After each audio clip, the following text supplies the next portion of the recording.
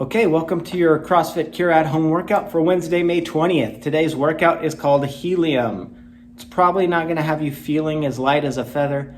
It might make your voice a little bit high. But before we get into that, let's go ahead and get into our warm-up. So our warm-up today is 3 rounds of the following movements. The first movement is going to be 30 seconds of mountain climber. So down in that plank position, one knee at a time comes up to touch the elbow. Do these quick. You're going for 30 seconds. And since you're going for 30 seconds, if you want to make it a little more difficult, you can do these bigger range mountain climbers where you step your foot actually out to the side of your hand. So if you want to give that a try on your second or third round, go ahead and do that. The next movement is 10 lunges with our elbow to the floor. So in a nice, deep, big front stepping lunge, it's probably going to be a bigger lunge than what you normally do. Your front knee's probably going to come forward here. That's all right, because the goal here is this hip stretch we're going to get. So stepping forward, driving that elbow that is inside the forward leg down to the floor, hang out there for a second, come back, step back up, and alternate. Then we're going to go 5 push-ups to downward dog. These can be elevated push-ups as well. Doing that push-up and then pushing our hips back, push your head in between your arms. This will be a really nice stretch through our Achilles, through our calves, through our hamstrings. So 5 push-ups to downward dog. Again, 3 rounds of those movements. That is your warm-up. Let's get into the WOD. Okay, so as we said, the WOD is called Helium. It is 2 movements with a little kink thrown in there. So it is a 12-minute AMRAP, and the first movement is 2 dumbbell burpee deadlifts. That's exactly what it sounds like. You're going to need 2 weights. Hopefully you've got 2 dumbbells. You're going to use them in your hands the entire time. Go down into a burpee, so touch them to the floor right between your feet. Hop back, chest and legs touch the floor. Press up out of that, hop your feet up to your hands, and then you're going to deadlift. So you need to hop your feet pretty far forward so that you can properly deadlift with the weights right between your feet. Okay? We can scale this to a bodybuilder as well, but I would like you to remain weighted. It is supposed to be strength day. It's not a ton of reps. So keep the weights, go heavy if you can, and if we need to scale, we'll scale that range of motion. The next movement is 4 dumbbell reverse lunges, so holding those dumbbells up on your shoulders or down at your sides, whatever you prefer, stepping back and then stepping up, alternating. 4 reps. You can always scale the range of motion here if you can't quite get to lunges, or you can lunge to a target as well. Maybe put a couple ab mats or a pillow underneath where your back knee is going to go. Just be careful when you are stepping there, okay? Another way we can scale this is just dumbbell squats, okay?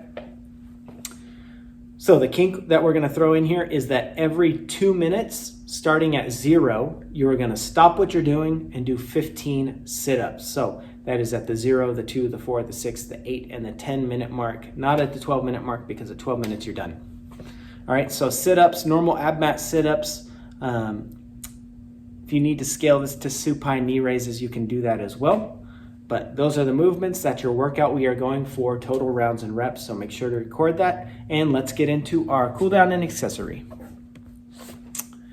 Cooldown today is 2 sets of the following movements. These are all for time. The first is 30 wide stance squats. So we're already got a wide stance in a squat with our feet out by our shoulders. We're going to go even wider. Biggest issue you'll probably run into here is your knees caving in. So make sure your toes are forward, maybe slightly out.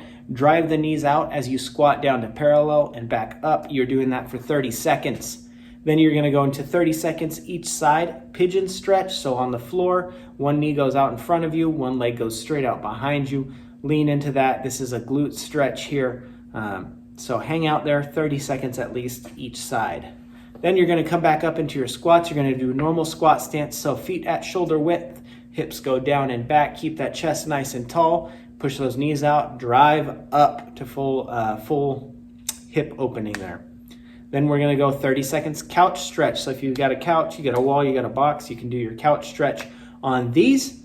If you don't, just do a standing quad stretch. Maybe grab something for balance, pull that knee up behind, 30 seconds each side. And then the last movement is 30 seconds narrow stance squat. So feet right below your hips, or maybe you'll even try putting your feet together and squat down, 30 seconds, narrow stance squat, down and up, keep that up.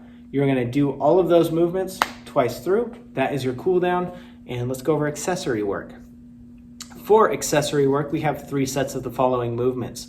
The first is gonna be 20 narrow glute bridges. So just like we brought our feet together for that narrow squat stance in the cool down, bring our feet together rather than hips width here. And going into a glute bridge here, really making sure to press through those heels. Then we're gonna go 20 alternating single leg deadlift. This one takes a little bit of balance. If you wanna use the dumbbells you used in the workout, that's great.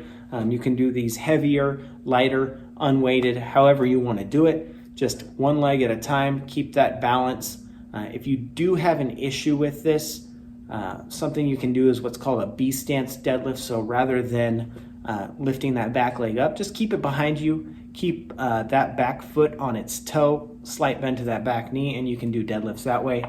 And then our last movement is 60 seconds of a plank. So you can go easier to harder on these, harder to easier, keep it the same scale across the board. Doing a plank or a plank off the knees or off the, you can plank up on your hands or down off your elbows. To make it harder, we can put our feet on something. To make it easier, we can elevate where we're doing the plank off of. Okay, so 3 sets of that. That's your accessory work today. And that is everything for Wednesday, May 20th. Thanks, guys. We'll see you tomorrow.